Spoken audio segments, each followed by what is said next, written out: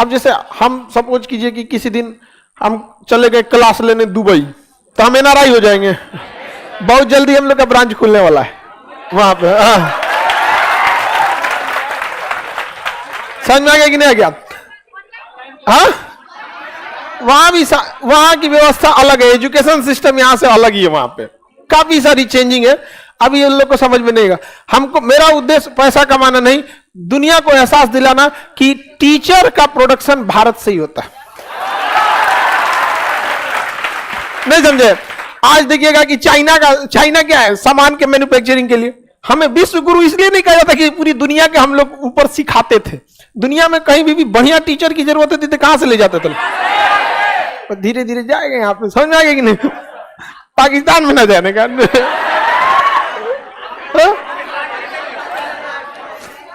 भारत में 55 लाख से ज्यादा लोग विदेशों में काम कर रहे होते हैं, और भारत में उनको भारत के लोग तरजीह नहीं देते हैं, जबकि वो लोग इतना महान काम करते हैं, विदेशों में काम करते हैं, वहां पे वर्क करेंगे, वहां का खाना खाएंगे, वहां के गवर्नमेंट के हिसाब से अपना जीवन यापन करेंगे, वहीं पे मेहनत मजदूरी करेंगे और पैसा भेज देंगे भारत।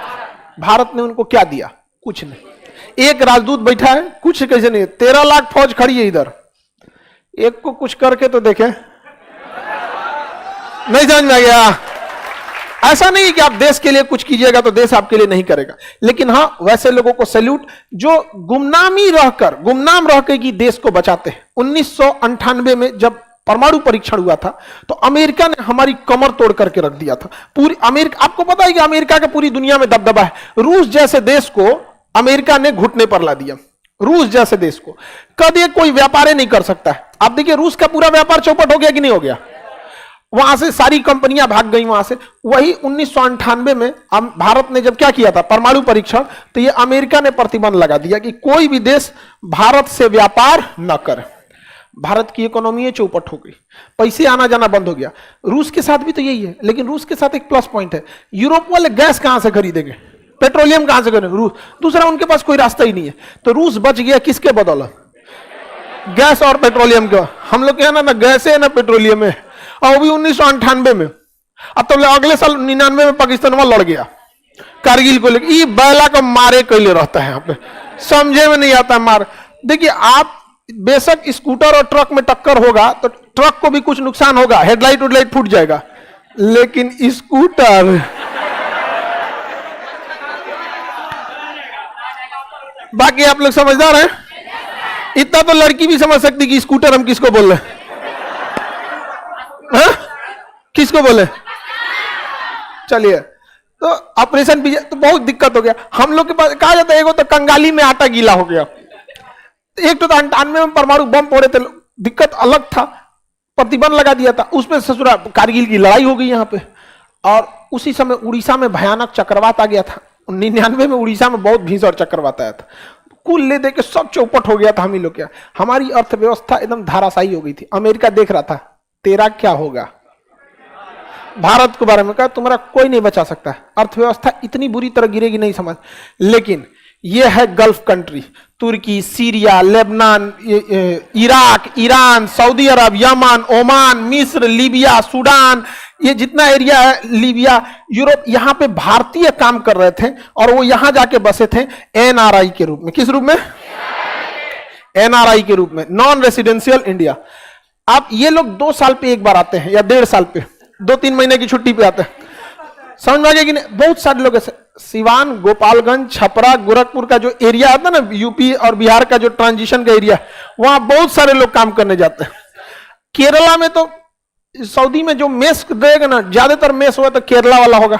जितनी नर्स मिलेंगी केरला से मिलेंगी वहां पे। इतने लोग ने, अमेरिका ने इस चीज को अंडर एस्टिमेट कर दिया और इन लोगों ने भर भर पैसा भेजा भारत को, पूरा का पूरा। यहां पर अमेरिका कह रहा है कि ये मरता क्यों नहीं है? अरे जिसका जन्म हुआ वही मर सकता है। समझ में आ गया कि ना आ गया? तो एक सैल्यूट भारत के उन एनआरआई लोगों को जो गुमनामी की जीवन जीते हुए भी देश की सेवा करते हैं। समझ में आया कि नहीं? आप में बहुत लोगों के पिताजी अगर काम करते होंगे बाहर में, कोई एनआरआई है आप लोग में? हाँ, बहुत सारे लोग एनआरआई में काम करते हैं और सैलरी भी अच्छी मिलती है। सैलरी अच्छी मिलने का एक रीजन है, वहां उनको सैलरी कम मिलती है, लेकिन भारत में आने के बाद सैलरी ज्यादा हुई। समझ में आ गया कि नहीं? 13 गुना 14 गुना हो जाता है सीधे। अब वहां जाएंगे, अगर कतर में अभी फीफा हो रहा था, बहुत सारा कंस्ट्रक्शन में काम कर, अगर वहां 1000 मिल रहा है, यहाँ आके 13,000 हो जाएगा। 10,000 मिल रहा है, यहाँ 1,30,000 हो गया। समझ में आ रहा है कि नहीं आएगा? तो सैलरी ज्यादा नहीं मिलती है, बट कन्वर्ट में ज्यादा हो जाए। अब इसमें इंडिया वाला क्या किया, सब दिमाग लगाया। सब देखिए, कनाडा और अमेरिका में यहां पर यूएस डॉलर चलता है। अब $1 जो है अभी 80 रुपए के आसपास चल रहा है। 75-80 का राउंड फिगर रहता है। अच्छा, 80 अभी है। अब समझिए ध्यान से, हुआ क्या कि अगर आप इंडिया से काम करने जाएंगे कनाडा या अमेरिका में, तो ये आपको एनआरआई के रूप में ट्रीट करेंगे। समझ में आएगी? किस रूप में? एनआरआई।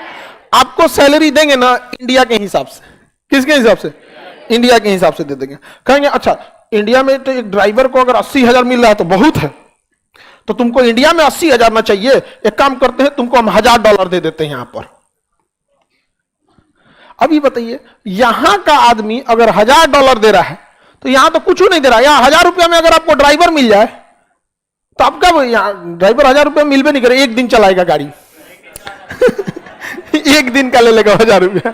समझ आ गया कि नहीं? क्या अगर इसको कितना फायदा है जरा सोचिए। इसने दिया 1,000 रुपया।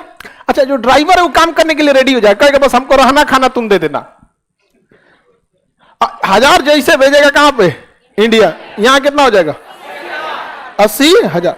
अच्छा, ये आदमी अगर अमेरिका या कनाडा का ड्राइवर रखता है तो उसको कम से कम देना पड़ेगा 20,000। हाँ, ऐसे देना पड़ेगा। 1,000 तो मेरा काम नहीं चलने वाला ना उसको। अब जब यहां का नागरिक है तो उसको इसके हिसाब से ना पैसा दीजिएगा। तो इंडिया वाला दिमाग लगाया, कुछ कह के यहाँ का नागरिकता ले लो।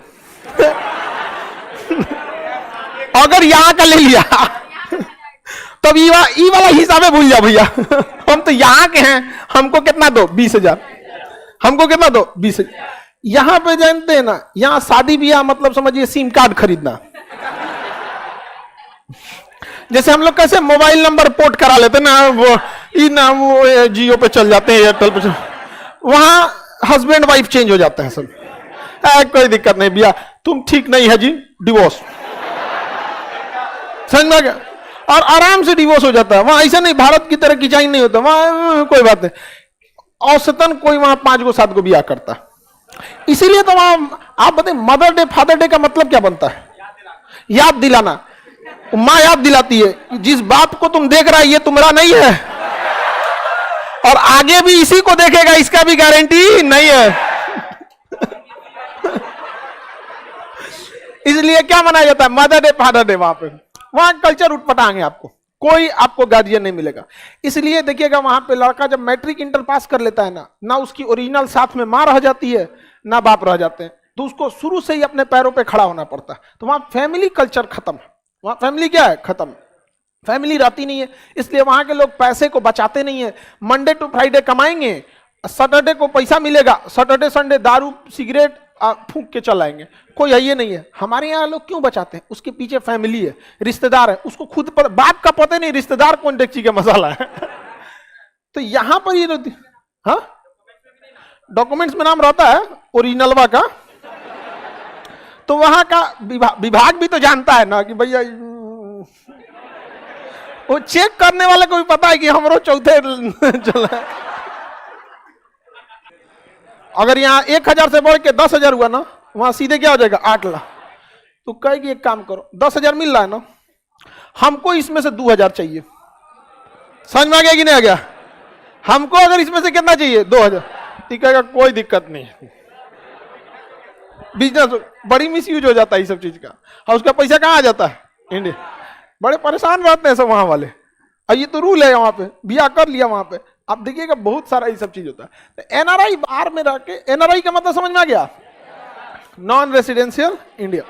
एनआरआई लोग भारत में आएंगे तो उन्हें कोई दिक्कत नहीं होगा। जैसे आपके चाचा बाबा गांव के लोग आते हैं काम करने, कोई दिक्कत नहीं होता। उनके वोट डालने के लिए अभी भी भारत में प्रॉपर व्यवस्था नहीं है। हालांकि वो प्रॉक्सी वोट डाल सकते हैं, प्रॉक्सी वोट डाल सकते हैं, लेकिन उन्हें वोट डालने की प्रॉपर व्यवस्था रहनी चाहिए। इलेक्शन से एक हफ्ता पहले वो लोग मतदान के द्वारा मतदान केंद्र पर वोट डाल सकते हैं, ताकि वहां पोस्टल ऑफिस से पहुंच सके। ये व्यवस्था कम से कम भारत को करना चाहिए प्रॉपर ढंग से। अभी भी है लेकिन प्रॉपर नहीं है। एटलीस्ट जो देश को इतना दे रहा है, कम से कम उसका मतदान तो ले लो।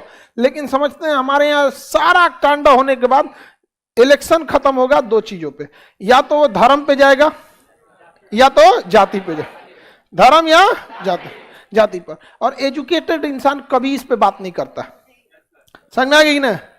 आज भी लोग कंफ्यूजन रहता है कि हमारा धर्म कौन है, आधा कंफ्यूजन में रहता है इसमें। 1000 साल से जिस व्यवस्था को कायम किया गया कि कौन सा धर्म कौन जाति, कुछ लम्हों में हम धराशायी कर दिए। आज परेशान है लोग, हमारा जाति पता नहीं चलता है किसी को। एक चीज पता चलता है कि हाँ भाई इंडियन है। समझ में? ये केवल इंडिया के लोगों को नहीं पता है, पड़ोस वालों को भी पता है कि इंडियन है। बहुत खतरनाक है ये।